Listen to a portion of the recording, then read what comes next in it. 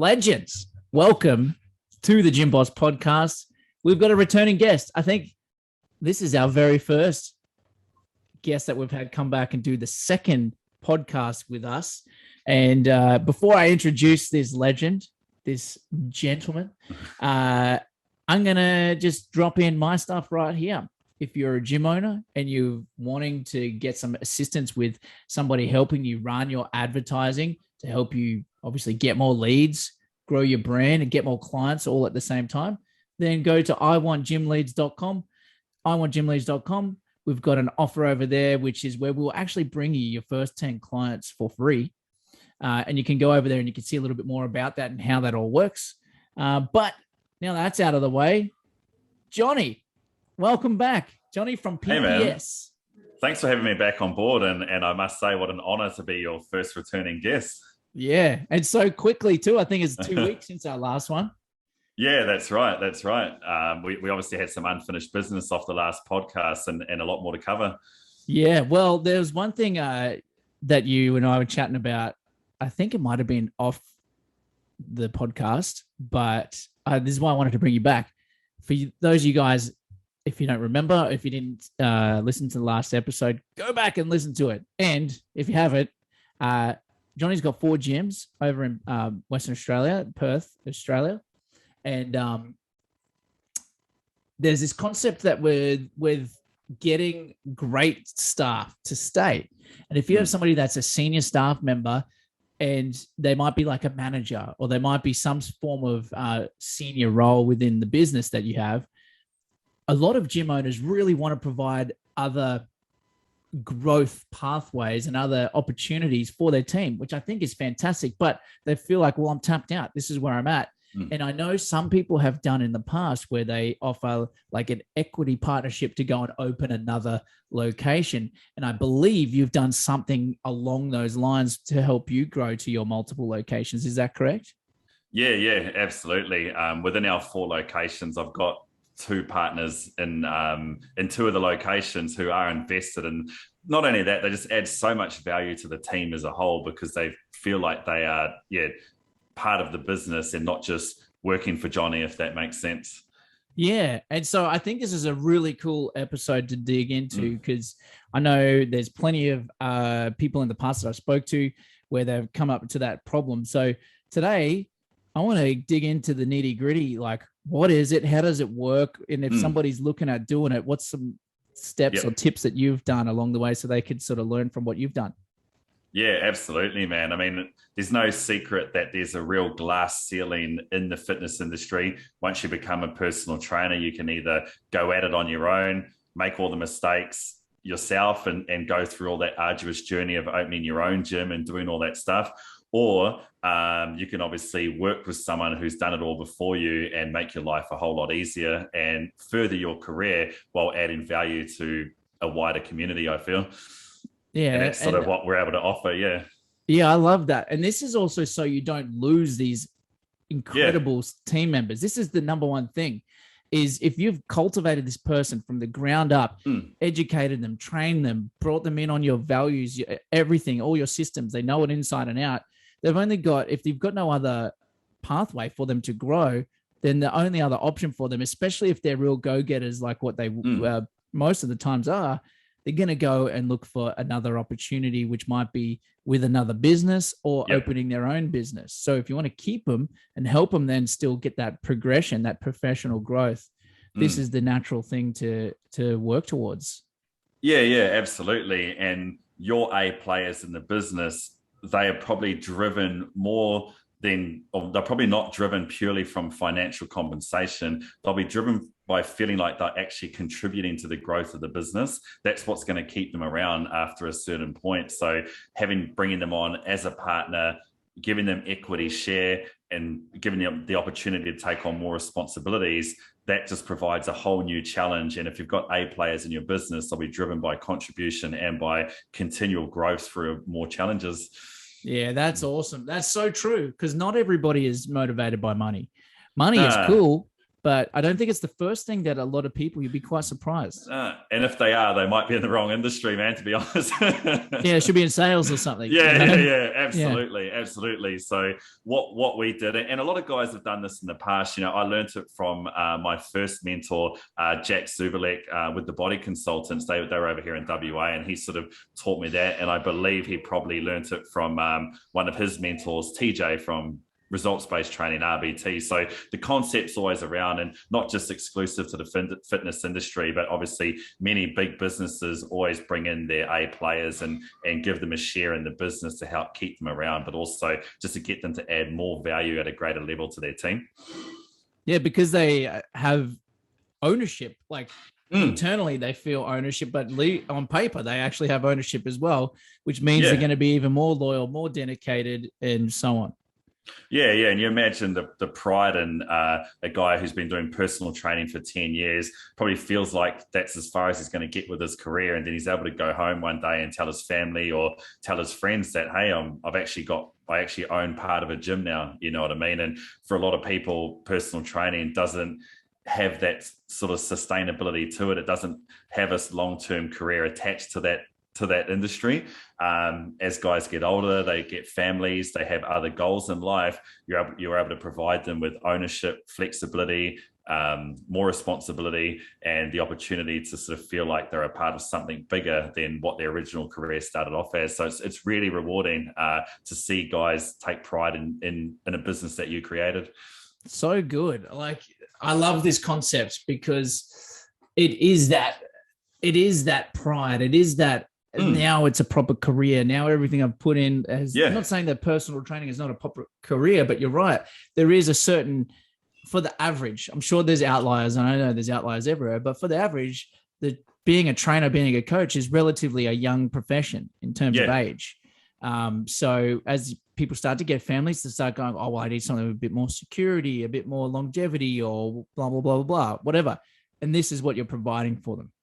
Yeah, absolutely. And you've nailed it on the head. I mean, I know when I first became a trainer, I definitely didn't feel that people looked at me and thought, okay, this guy's making a great career choice. People probably thought, oh yeah, this guy just wants to be a trainer and have a good lifestyle and hit the gym all day and while getting paid for it type thing. They didn't really see it as a respectful career choice. So one of my missions was to raise the standard of professionalism in the fitness industry and to provide sustainable careers for coaches. And this plays a big part of that, where people can be respected and take pride in their job in the fitness industry and not just be seen as someone who gets paid for their hobby. Yeah. That's so true. That's man. To put it bluntly. Yeah. That's how I felt. Yeah. I know. But if you are a trainer, I know from personal experience as well, and so could you, that's how people might view you. But I know that's not how we view it when you're in it. It is your business. You do treat it properly. It is a career. It is, the way that you can provide for yourselves. It's just kind of weird. It's got that stigma about it with the rest of the general population. Yeah, and obviously there could be reasons why, but I mean, you're making such a huge impact to people's lives. You should take huge pride in your work, but also on the flip side, you can also be compensated accordingly for it and maintain a lifestyle that you want to live and provide for a family while doing so, which is where I think the financial pressure as you get older and start to have other goals starts to misalign with that of your career in the fitness industry if you aren't able to get them to work together. So for us, being able to provide career progression for personal trainers, coaches, and managers and have them buy into the business and become partners allows them to tick both boxes, which is really important to live a fulfilled life. Yeah, dude, that's awesome. So let's get into the nitty gritty. What's some, how do you set this up, and, what's some steps that you would advise others to follow? Yeah. Well, the first thing, obviously, you're going to be wanting to be running and operating a business that others will take pride in being part of. We sort of, that's obviously pretty obvious. So, it probably wouldn't be called Johnny's Gym for starters, because no one wants to buy into a Johnny's Gym. They want to buy into a brand, something that is community based and they're able to not always live under your shadow, if that makes sense. I think, which is where humility, where having to drop the ego and understand that it's no longer going to be all about you as Johnny, the owner of PPS. It's going to be about the team and them contributing beyond you. I think that was the first step, to be honest. I think as a person, just showing humility, being able to take a step back and knowing that others are going to have just as much contribution as you are to the growth of the business, and it's not going to be all about you anymore, which I'll just point that out because obviously in the fitness industry, it can be all about significance, and you're only used to working for yourself and representing yourself. So that would be the first step. Second to that, I think once you've built your brand and the gym's able to prove its growth and show its value, then you need to know what the value of the business is, because if people are going to be investing in a share of the business, you need to know what that share represents and how much each share costs and what you're willing to give up to allow that person to buy in. Yeah, I like it. So step one, have a proven business that's actually successful, because you don't want to be like in the red financially, and systems operations aren't proven, and all that stuff. So let's assume that the person that's listening to this is at that level. They're at that level. I've tapped out. My gym's at 250, 300 members. Yep. Busting at the seams. We've got a great community, everything. Now what's the next step? Cool. So the next step then, once you've got that and you know the value of your gym and what everything's worth, then obviously you're going to identify who these A players are and who's willing to make that step up, because there could be a few flags. A great coach doesn't mean they're always going to be a great partner. They might be great at coaching, but they might not be great at something else. And also what you want to identify, if you're going to start partnering up with people, you can't partner up with identical versions of you. You want to be partnering up with people who cover your weaknesses, and are able to see your blind spots, because you're already you already add your value to the business. You want to partner with people who add other value to the business, and you're not going to clash with all the time. Yeah, that's so true, because a lot of the times you're like, oh man, I really vibed with that person. It was cool. We get along really well. It's because you guys have got the same, you might be both extroverted people persons, people, and maybe not necessarily like detail focused people. So, and you might be vibing with that person real hard, but then if you're going to go into partnership with somebody, you're like, well, we need somebody that's detail oriented, that loves to get into the figures and the nitty gritty, because now you're like combining your forces together rather than having really strong weighted and for example, marketing, but not in operations. Yeah, absolutely. It's like an entrepreneur partnering with someone who's more of a manager. One's going to be more vision focused and always get distracted by the shiny objects and want to grow. The manager's going to keep them grounded. They're going to run the numbers. They're going to know the KPIs and how to structure everything to keep the entrepreneur in check, And then you've got the technician who's like the coach in your business, So you could partner with a coach because they're really passionate about helping people and they're happy to do the coaching and head coaching and all that stuff, whereas you're more the business guy and you're going to do the operations and stuff like that. Wherever you see yourself in the business and what your strengths are, you partner with people who cover the other areas of your business. In saying that, we've obviously done it through multiple locations. So although we operate as one whole business, I've got two partners at two separate locations. So they take ownership of that location, but also their skills and strengths can add value back to the business as a whole, not exclusively to their location as part of our leadership team, Oh man, that's juicy. That's actually really juicy, because let's just go back to the scenario I said, this made up scenario, which is pretty common for some people, right?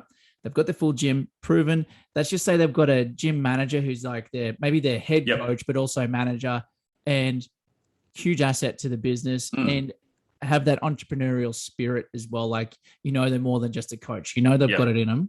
You've identified the right person. Now what do you do? Because we're talking about, in this case, opening location number 2. But that's right. This partner is going to be essentially part owner of it, but they're also going to be the person that's responsible for the day-to-day operations and running it. Correct? Yeah, absolutely. So that's what we did at one of my locations. I was in my original location here at Morley. I had Jats on board. he had only been on board with us for about 6 months, but he had 10 years experience in the industry. He had worked in various different roles. Even in his job interview, I asked him, what brought you here to PPS? And I'll never forget it. He looked at me and said, I've worked at all these roles, had security and all that sort of stuff, but I want to be a part of something better. I want to be a part of something big, and that stuck with me, because I knew that already he was looking to be more than just a trainer at someone's gym. And throughout his initial 6 months working with us, I could see all the attributes of someone who could run his own gym. He had the coaching down packed.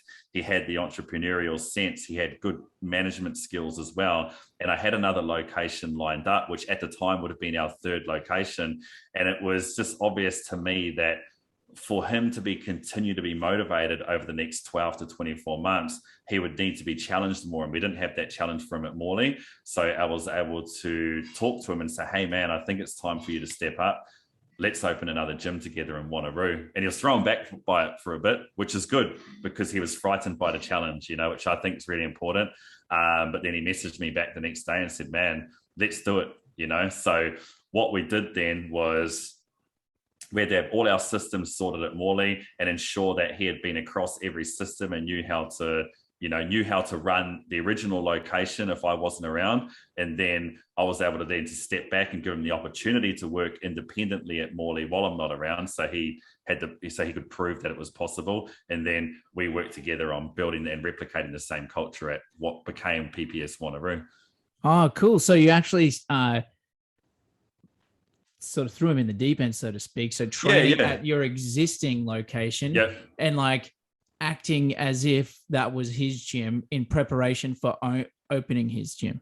Yeah, absolutely. Because I was not at Morley as much as I would usually have been at the time, because we had just opened our second location a few months prior, and I was helping Craig, who runs PPS Yangebup, down there. So Jack's pretty early on into his career with us at PPS was independent and pretty autonomous in his role, and that was a good sign for me to be able to get him to run the gym.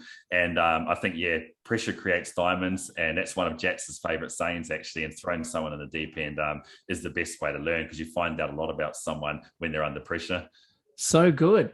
And so you've got this person on board. You're like, cool, let's get you started in terms of training at our existing location. How long is that training period? Like, what did you do in your experience? Because I know it could be different for everybody. Yeah, what did you do? It's how long is a piece of string, I think just to give some context, that was Jack's. I opened our second location with a really good friend and a mentor of mine. His name's Craig. And he actually never worked at PPS at all when we opened until we opened the second location together. But Craig is an amazing coach, was one of my mentors in the fitness industry. So I knew he had that side of it covered. And then essentially he was partnering with me to open a gym because he had seen that I had the business side covered, and this is where it comes down to partnering with the right people who complement your skill sets. So we partnered together and opened the location where he had no experience at all working at PPS, but because I knew he covered those bases for us, and I trusted him, we were able to do that. And I just trained him at the location and worked with him on the systems as we opened it. So good. And so do you literally show them everything? Like, you're like, here's P&Ls, like here's how, like, we talk with our bookkeeper, here's what we do with our accountant. Like, if we'll get him in on like the nitty gritty of business stuff. Yeah, absolutely. I think transparency is really important in any partnership, open and honest communication, especially when they're at the end of the day, there is money involved. I think trust is just so important. And we run it full equally together. And in terms of running and learning systems, which we just continue to develop and refine over time, we run weekly huddles as a leadership team between the three of us, where we can openly discuss what's working for each other, what isn't, and how we can all improve together. Because the goal really is not for each location to run independently, but the whole business sort of run as a whole, and have the quality the same at every location that we go to.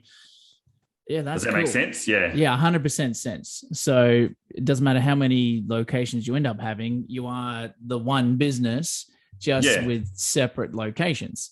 Yeah, Um, that's it. And because you want I guess your partners especially to take pride in your whole business, and know that they're associated with a good brand, not just their location, but the brand as a whole is a reflection across all of them, and so everything has to run to a really high standard and quality, because no one wants to be known to have a partnership in a brand that doesn't have a great reputation, because that's a poor reflection of them. So it's really important that you continue to run your whole business to that standard and not just expect every location to have different standards. like it. And when you say partnership, what does that look like? Is it like 50-50, or you give them like a small percentage plus salary? What Yeah. is it? So essentially, and the reason we do this, so our managers who are partners in these two locations, they are on a base salary, because that's that security component. And essentially, they are managers. So even if they weren't on a salary themselves and they were stepping out of the business, someone would have to be in that position earning that salary anyway to manage it. So you've always got to cover that expense to run a business. So they're on a salary which covers their day to day. And then obviously their growth, or the desire to want to grow, is where the equity payments can come in, where you're paying out dividends after a few years of making back your losses and all that sort of stuff. And that's where it's essentially it's a bonus based on how well they perform, really, because it's a percentage of the revenue generated. At a minimum, we do a 10% buy-in of what the business is worth, and then obviously I would do no less myself than 60%, and give the opportunity for them to either reinvest every year to continue buying bigger portions of the location. Got it. So that's really interesting. So you get them to do a 10% buy-in. How, like, somebody listening to this might be like, cool, I've got his business, it's rocking. How do I get it valued so I know what to charge? What is 10% of the value? So we valued it on a multiple of what our proven business model revenue was at the time, so that, and then obviously you're throwing in IP with that as well, and the brand reputation and all that, so we used a multiple of 3 at the time. And that's how I'd be doing it, and then you've got to back that up, because you're going into a chat with someone saying, hey, look, you're a part of this business, how well we're doing. These are the numbers. This is what's replicated over the past few years. We know it works.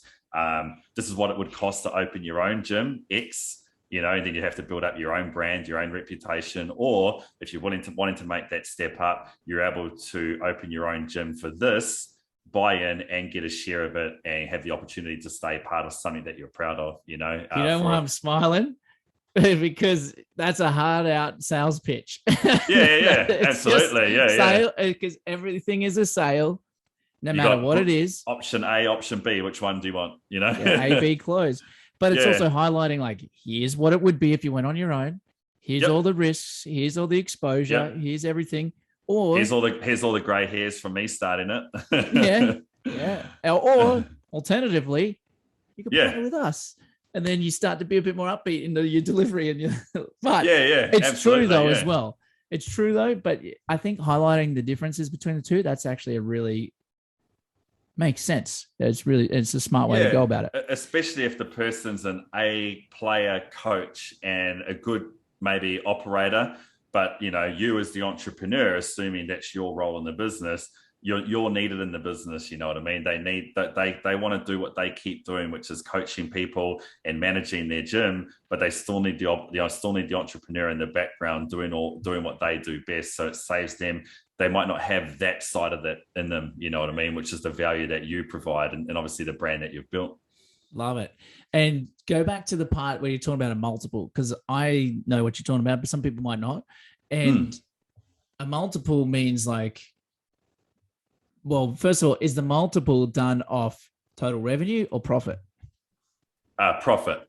We do off profit. Yeah, we do total multiple of profit. So obviously, your business isn't worth much if it's not making a profit, for starters, and no one probably wants to partner with you anyway if you're not Yeah. making a profit. So that's the main thing, and showing that it's attainable and replicable is really important. So yes, you've built your first location and it's doing really well. That's cool that it's making a profit, but you obviously need to prove and have to be confident that that can be replicated with the right people, and that was really important to us, because most people's first location that they poured their heart and soul into when they open their first gym is going to do pretty well. It's a reflection of you as a passionate business owner.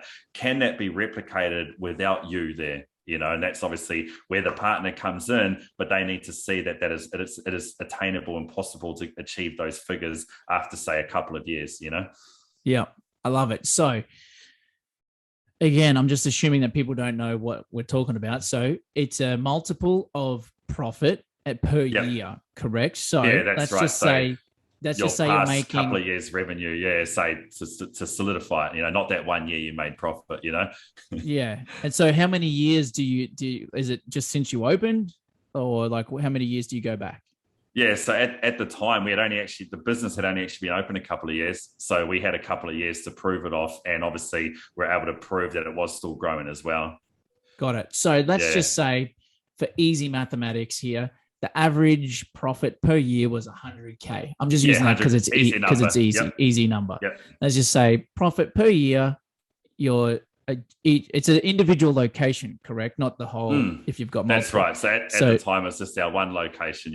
Cool. So one location. After everything's all said and done, at the end of the year, you've got 100K profit after wages, after rent, after expenses, after everything.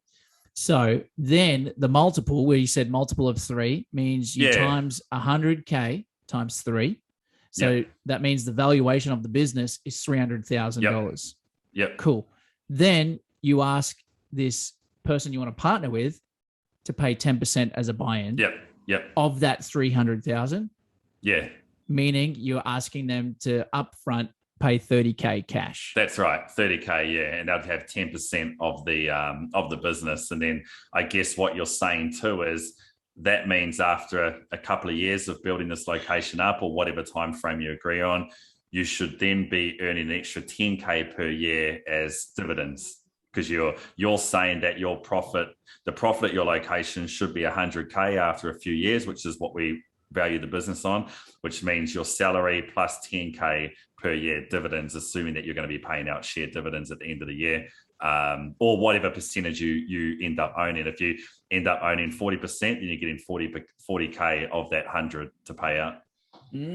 Okay. And so that's very clear, and I like it. So with the dividends, is that, so let's just say somebody that's listening to this is the person that is maybe the head coach, the manager, and they're listening to this and they're like, oh, okay, so there's a potential opportunity. Maybe they could approach their boss and be like, hey, look, I want to do this with you. And they're getting all this information so they can be prepared. So that means they would be on a salary. Yep. Let's just call it like a manager's salary. I don't know, 60 grand a year or something, 70 grand a year, whatever you pay. So they get that as their weekly or fortnightly, however you pay, as their normal salary. They're like on the books, taxes getting taken care of for them, all that sort of stuff. Then the dividends, is that paid at the end of the financial year?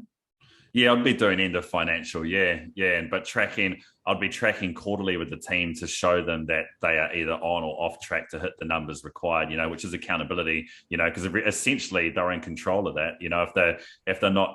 If they're not hitting the KPIs or the right numbers, then a consequence of that, they won't be hitting the revenue required to hit that dividends goal. I like it. So you don't pay it out quarterly, you pay it out at the end of the financial year. Yeah, I'd be doing yearly, but that's completely optional. But yearly would then just continue to motivate the team to be aiming towards that larger goal. Yeah.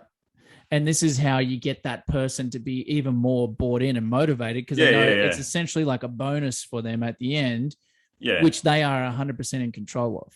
Yeah, absolutely. And if they're really invested, obviously they can have the opportunity to then take dividends and reinvest back in the business to buy more share profit. So after 3 or 4 years, they go from 10% from their initial 30K investment, up to 20, 30, 40%, you know what I mean? But perhaps even in the past guys have even done, one of my managers has even done a salary sacrifice over the years to just continue to be able to buy back more control, more percentage over the weeks. Yeah.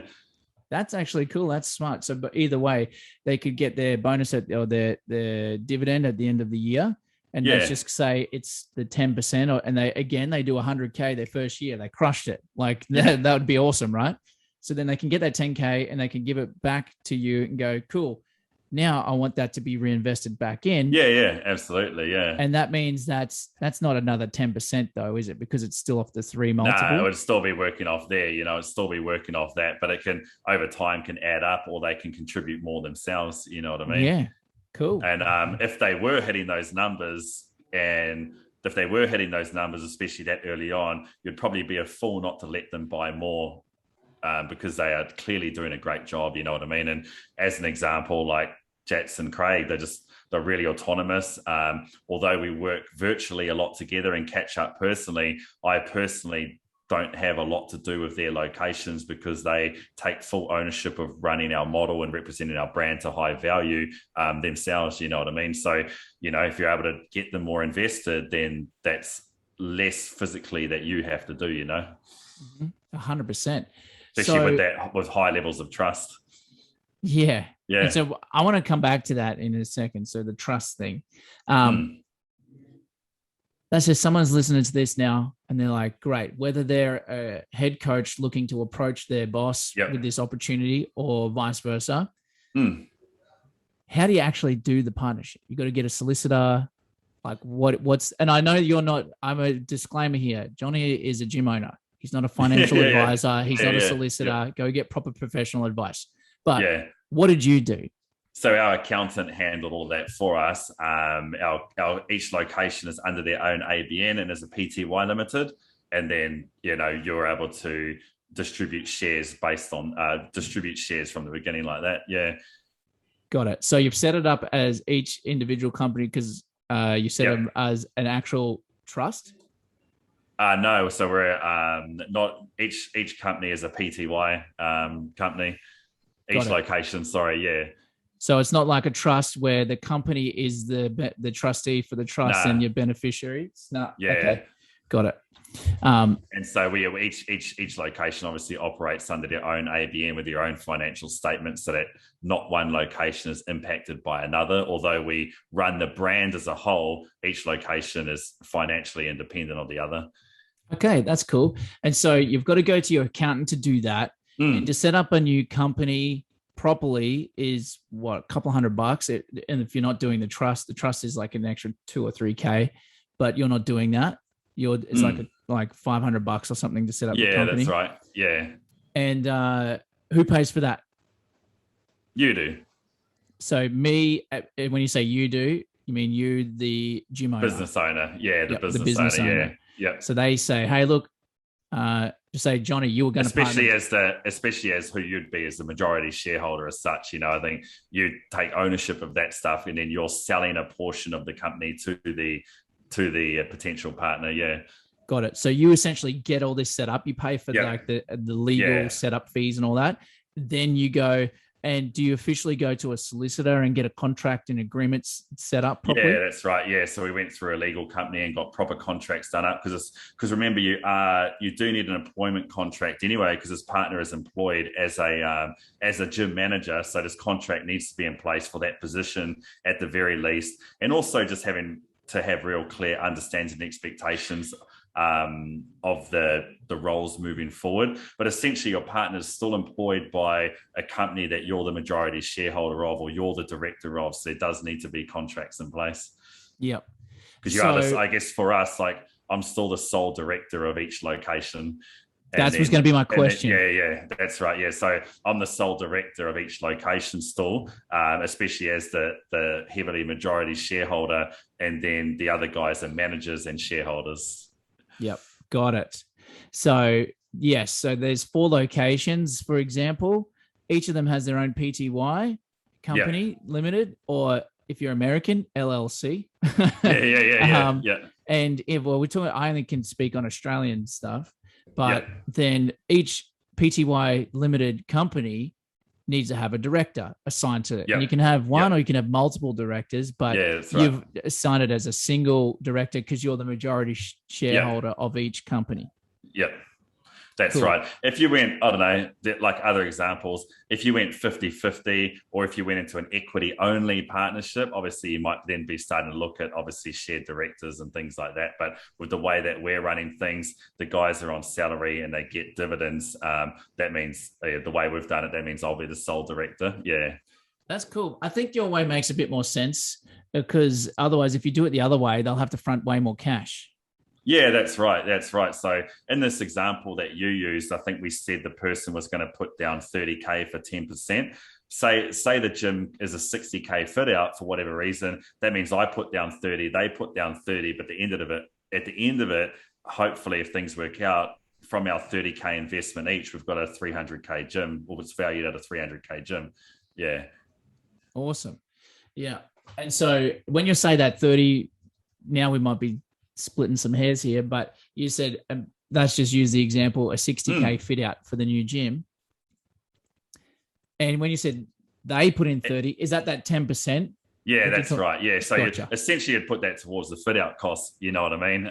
Unless you went and fitted it all out yourself and then tried to buy the partner in, which probably you wouldn't do. You'd want to just a bit more certainty first, but you can do that if your gym was already operating for a few years, obviously. But in my instance, we've talked about doing it, forming the partnership, then starting the gyms, each location together, you know. But the other way of going about it is you've already opened the locations, they're doing well, and then you need to get partners involved, you know. In your example, the benefit could be if you get a guy to buy in and he's put down 30 to 50K, and hopefully that covers all the fit out costs, then you might, as a director, you might end up with another location without having to put down much of any cash at all, you know, and then they get a buy-in, you know what I mean? You know, keep it simple, 30 to 50K fit out, get them to do the investment, they pay for the fit out, you supply the brand and the business, they get a job, they get equity, you get the rest and help run the business, and you grew another location without putting down any cash maybe. Hey, that is actually really cool. I like how you sort of summarized it all there at the end, because it started bringing all the points and the ideas together. Yeah. And then let's just say, cool, we're set up, we're up and running now. We've got it. We've done the fit out. We've done our grand opening. And because they're at 10%, well, I guess it's just like off profit at the end. But my question here is, what about, people might be thinking, what about things like other expenses like marketing, for example? Who pays for that?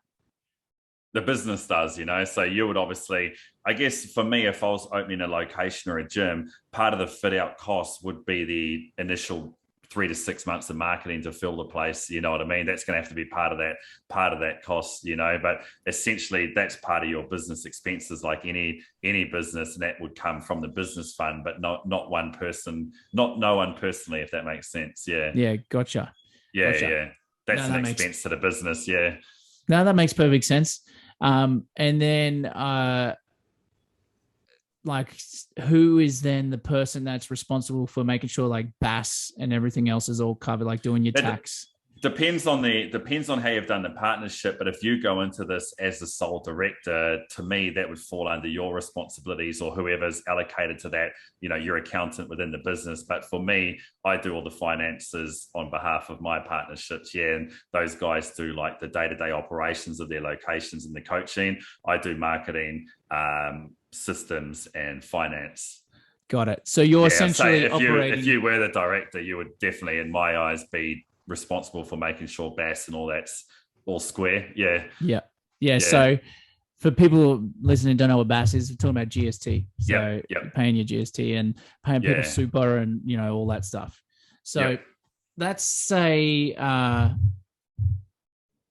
oh man, you brought up something there and it's gone. But doing the taxes, then do you do the taxes? You get them to obviously keep things in check on their side in the gym, making sure memberships are up to date and all that sort of stuff. But then do you operate kind of like a HQ for them? So you do it for all of the locations. So you're kind of like the head office. That's right, absolutely. So, I update them every week on exactly what the numbers were, profit, revenue, profit, expenses, and all that. And we always have, like, even if we weren't partners and you were running locations and you had managers in them, you would always need to be like weekly pulse check on all the major KPIs in the business, what the targets, what the goals are, and how you're going to achieve them. No different if you've got a partner, they would just theoretically be more driven to help push and achieve those goals and go above and beyond because they're invested in the outcome. Cool. And I want to circle back to the thing you spoke about as the last point to touch on is the trust factor. Because cool, this all sounds good. Somebody's got something, they're like, okay, but what sort of checks and balances do you have in place? Obviously, you've got to trust the person, which is why you picked them in the first place.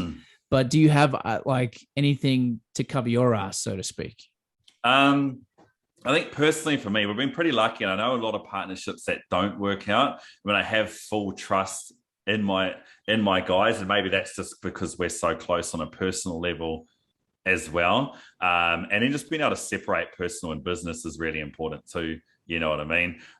We've got our usual contracts in place and anything like that. But to be honest with me, Jackson, Craig, like we haven't had any issues in terms of legalities or nothing's gotten murky. And that probably goes on a business and professional level as well. But I think constant communication is really the key and being open and transparent with each other. Yep. And if there is, does that make sense? Yeah, 100%. Yeah. And if there is litigation things, like that's all in the agreement at the very beginning before you guys get together. Your solicitor will go and set all that up. So if there is things that need to happen, you've got an outline of like, cool. It's in I'm essentially guessing that what you would have done is what I've done in the past is what's called a partnership agreement. Yeah, absolutely. And that's all there as well. And, the worst thing though, is it's not the agreements that are going to get broken as you're going to lose. If anything happens, obviously you lose a partner, you lose a friend probably, and also you risk losing a location as well, because that person was heavily aligned with that location. It wasn't you there growing it every day. You weren't the face. It was your partner who was there. Yeah. Yeah, I know. And I hate to talk about worst case scenarios, but I know I'm just thinking if I was a listener listening to this and I was thinking about doing it, what questions would be going through my head? I'd be like, oh, yeah, but what about this? Yeah, but what about this? Yeah. Is there anything else, like if you were the listener listening to this, what kind of questions would you have? Or have we covered most of it? I think we've covered most of it. I think the main thing would be is, I guess to get trust from someone, you have to give trust, and this person that you partner with is not going to feel like you trust them if you constantly micromanage them either. You know what I mean? If you're like giving them control of this location and having them feel like it's theirs, but you're constantly riding over the top of it and overdoing it and breathing down their neck all the time, just like any employee. But I think, to get trust, you have to give trust, and I think that's a really important way to help manage this partnership. This person doesn't want to brag that they own a percentage of this location. They want it to actually feel like it and they want it to look like it. That's what's important, not some bit of paper that has an agreement on it in the back of their drawers.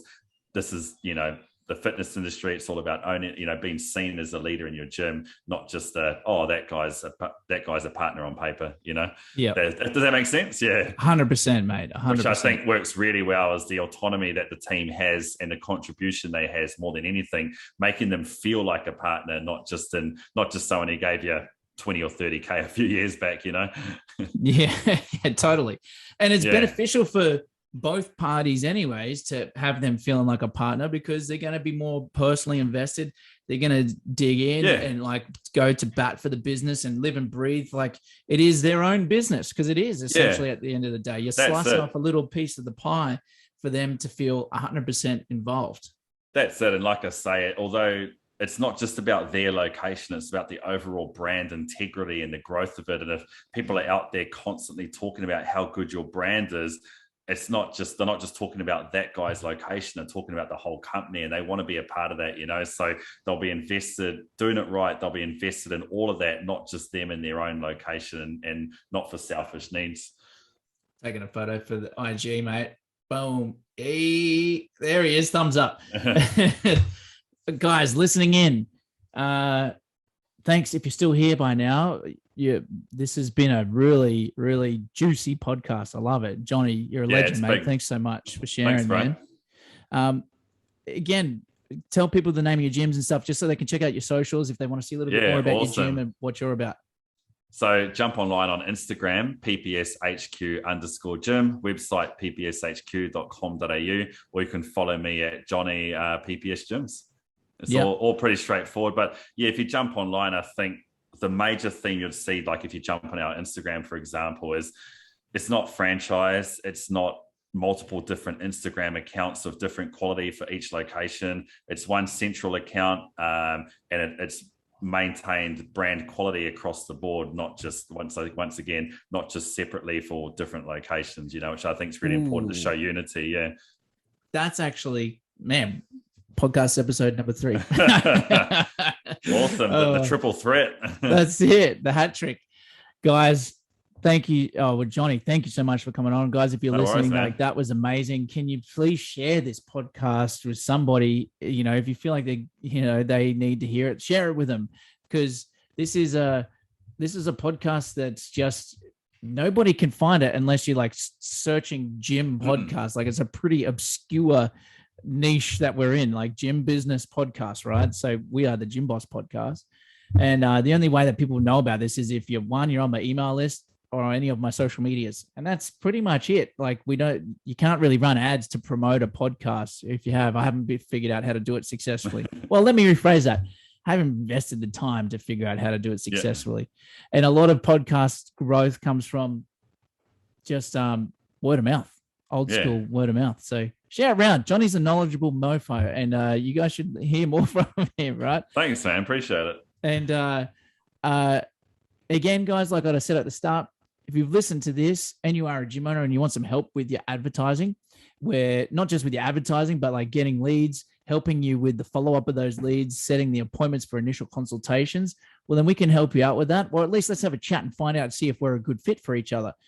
So go to iwantgymleads.com. You can go over there. You can see we've got an offer at the moment where we'll bring you your first 10 clients for free to prove to you that our stuff really works. That's why we want to do it first.